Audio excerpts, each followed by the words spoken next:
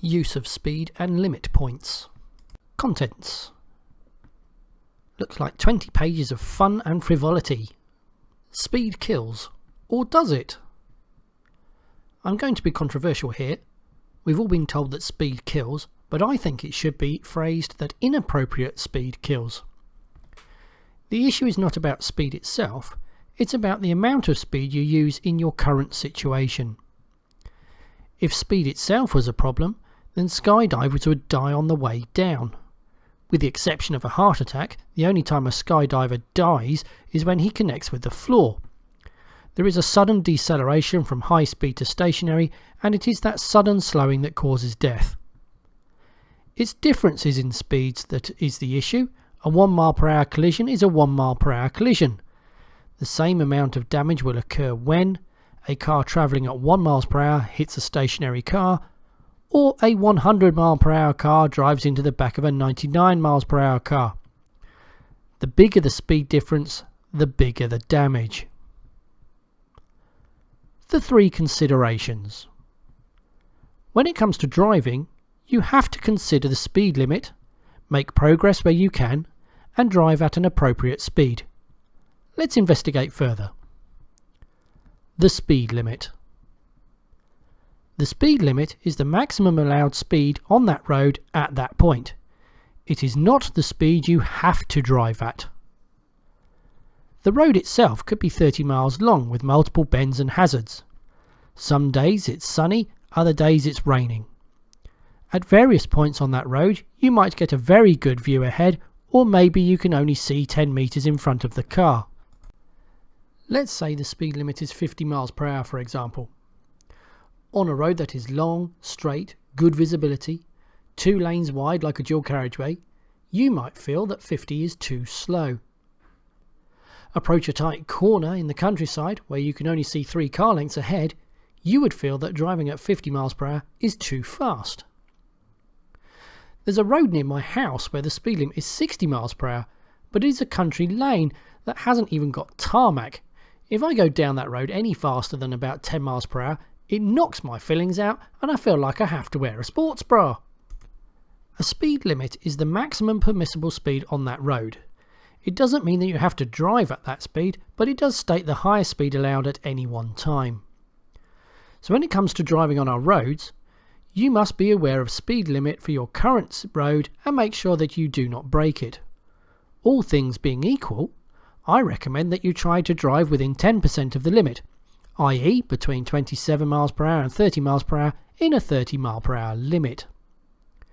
It is often a good idea to drive slightly under a speed limit so that it doesn't matter if your car picks up a bit of speed going downhill. This is because you still won't have broken the law. Additionally, if you drive at the speed limit, you have to keep checking the speedo to ensure you don't break the law. Drive slightly under the limit and you can spend more time looking around. Much safer. Red circles are giving orders and are mostly prohibitive. You must not exceed 40 miles per hour from this sign onwards until advised otherwise. That's an order, soldier. Size matters. A larger sign indicates the start of a speed limit. Smaller repeater signs act as reminders.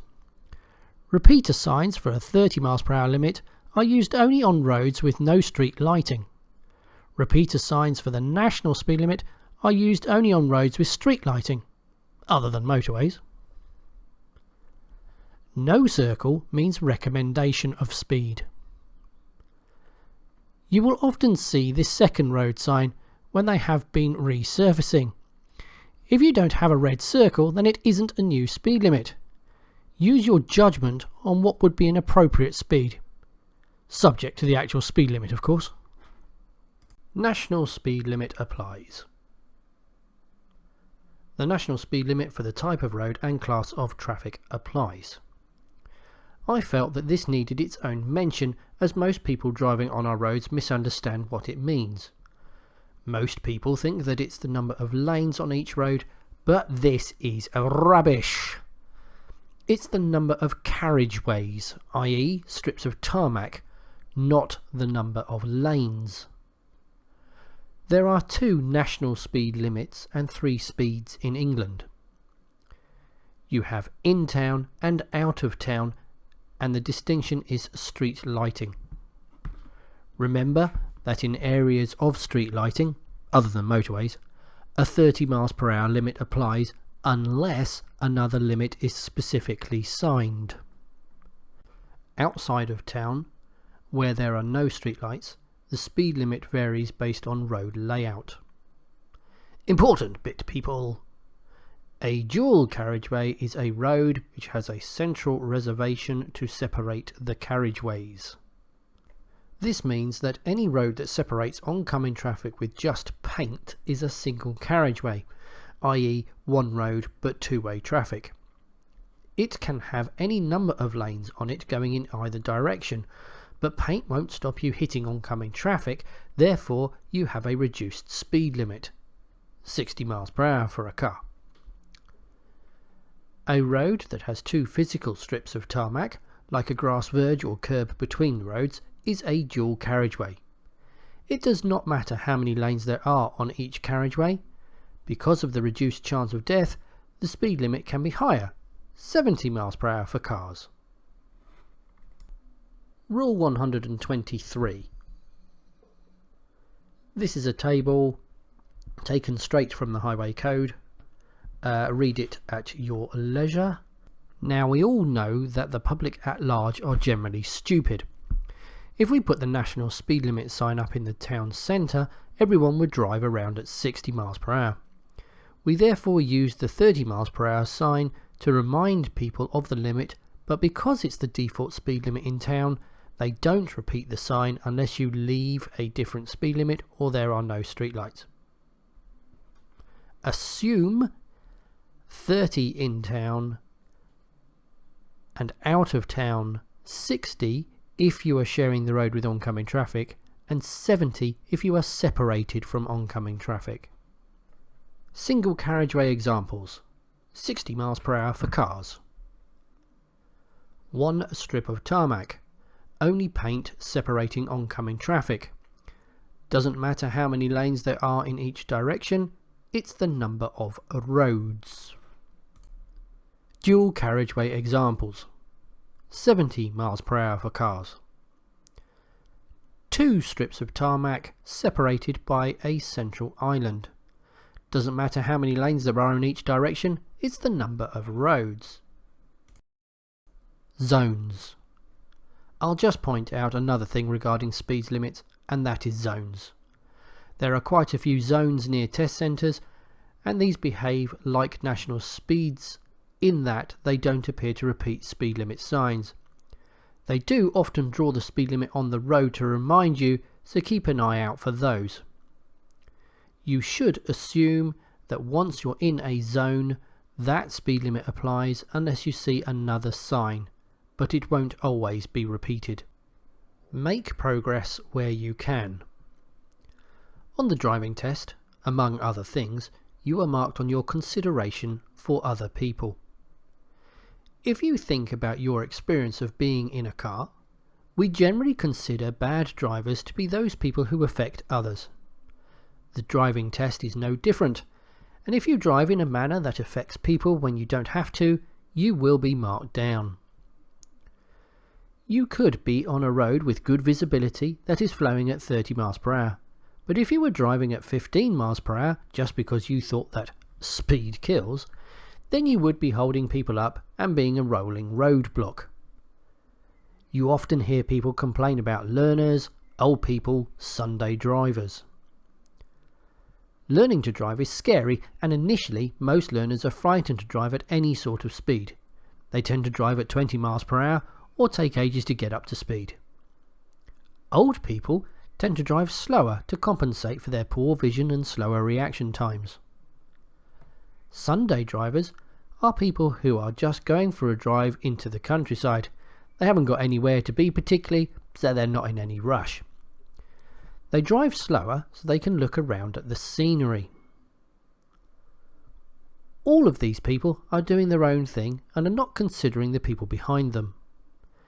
Imagine you're in a shop and there's someone blocking the aisle or dawdling around in front of you when all you want to do is get to the deli counter. You're trying to get somewhere and this person is affecting your ability to get there. It's frustrating. In a car, people tend to get frustrated and angry quickly.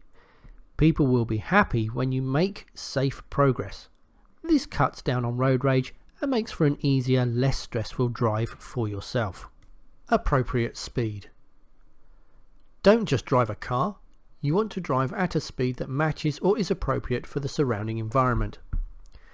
If I entered a motorway, for example, traffic could be coming up behind me doing 70 or 80 miles per hour. If I enter the motorway at 30 miles per hour, then there is a 40 or 50 miles per hour difference in speeds, and it's just a matter of time before someone crashes into me. If I enter a motorway at the same speed as the cars behind me, they physically cannot catch me and therefore cannot hit me. In this instance, it is far safer to enter a motorway at the speed of the traffic on the motorway, subject to the speed limit. Driving past a school on a Sunday at 30 miles per hour might be fine as no one is around. Driving at 10 miles per hour would be too slow if you were holding up traffic for no reason. Same school, but this time it's during the week and everyone is being dropped at school. 10 miles per hour might be better because of the abundance of children and parents. 30 miles per hour would be too fast and potentially dangerous. Is it foggy? Raining? Snow falling? You could still fail your test for driving inappropriately. You could be under the speed limit but still too fast or too slow for your situation and still fail the test. What we're looking for is someone who makes progress where they can but at an appropriate speed whilst paying attention to speed limits, conditions and risk levels. There is a road that goes around Farnborough Airfield which is a 60 miles per hour road. In the summertime, there are sections of that road where we would expect you to be near 60 miles per hour. Same bit of road, but this time in torrential rain, 40 miles per hour may be better. 40 miles per hour on a summer's day with cars behind you would be too slow. Examiner's thoughts. Please be aware, examiners are assessing your drive from two angles. Generally speaking, and here and now. Examiners are observers and will not ask you why you are doing something. They will look at your situation and assess whether or not your actions are prudent. Obviously, if your current situation needs a certain speed, like 10 miles per hour near a busy school, then you should do it. A problem often arises on faster flowing roads. The speed limit you're in could be 60 miles per hour, but you decide that you would rather drive at 40 miles per hour. There is no one behind you and you aren't affecting anyone. Generally, if you were to ask someone whether or not it's safe to drive 20 miles per hour under a limit, most people would agree that it is potentially dangerous. An examiner looks at this and says, "This person drives at 40 in a 60. It's just a matter of time before we get hit. Fail."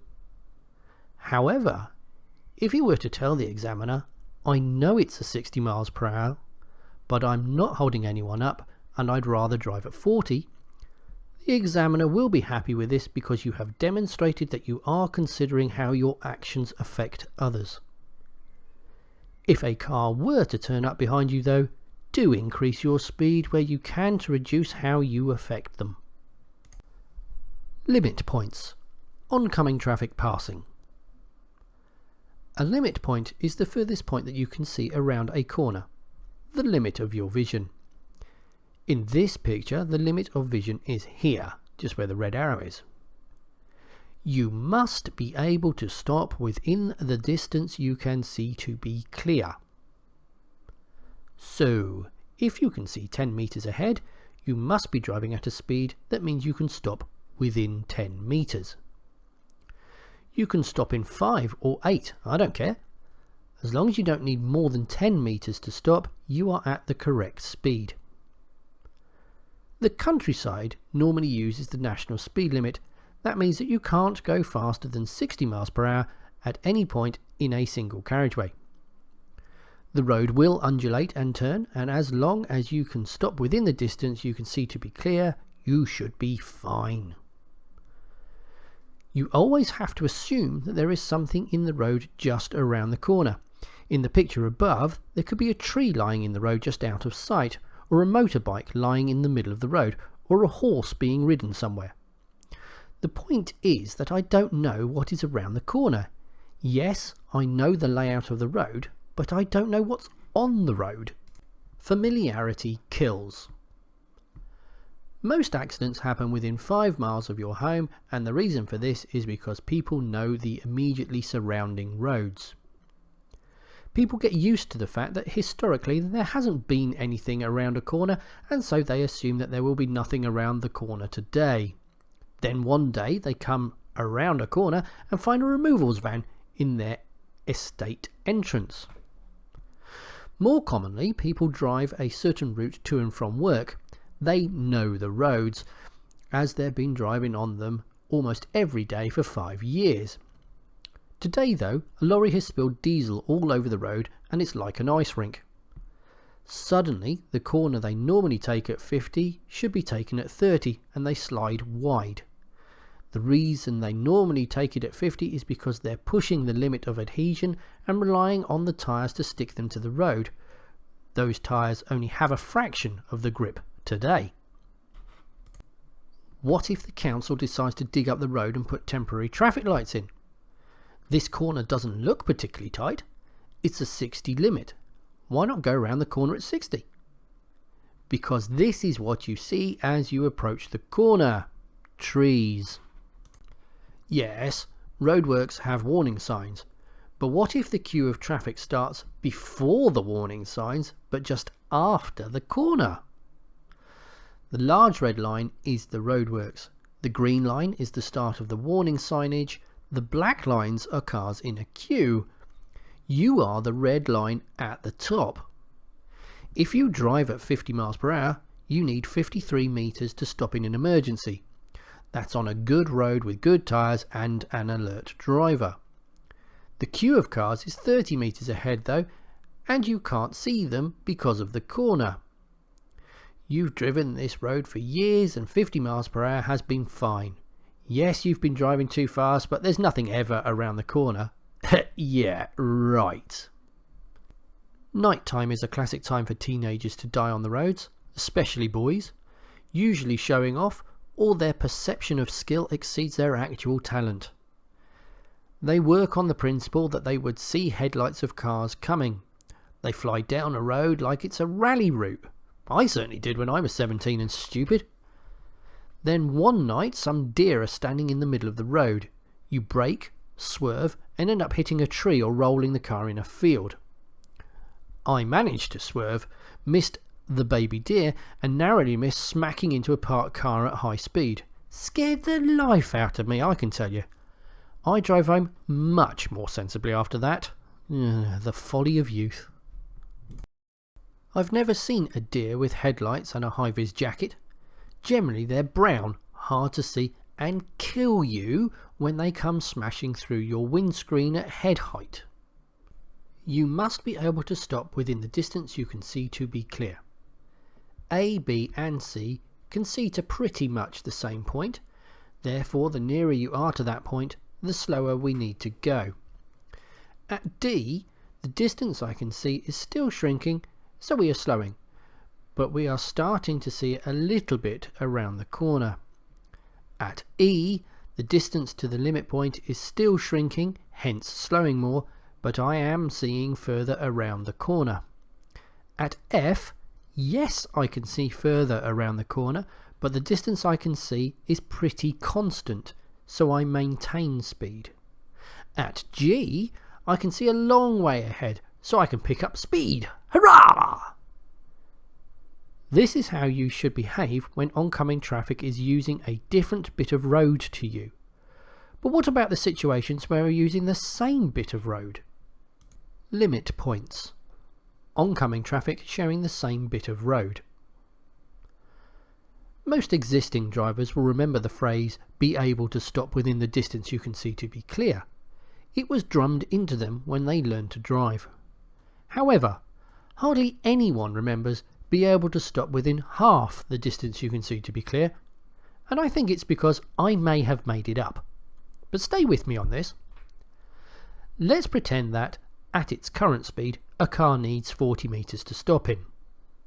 Coming the other way is another car who also needs 40 metres to stop in. If they are driving directly at each other, they will need to brake at least 80 metres apart to avoid a collision. We can therefore safely say that when you are driving directly at an oncoming vehicle, such as a country lane, you must be able to stop within half the distance you can see to be clear. The problem is that most people don't know this phrase, so they drive needing the whole distance. Thankfully, because of physics, we can do something about this.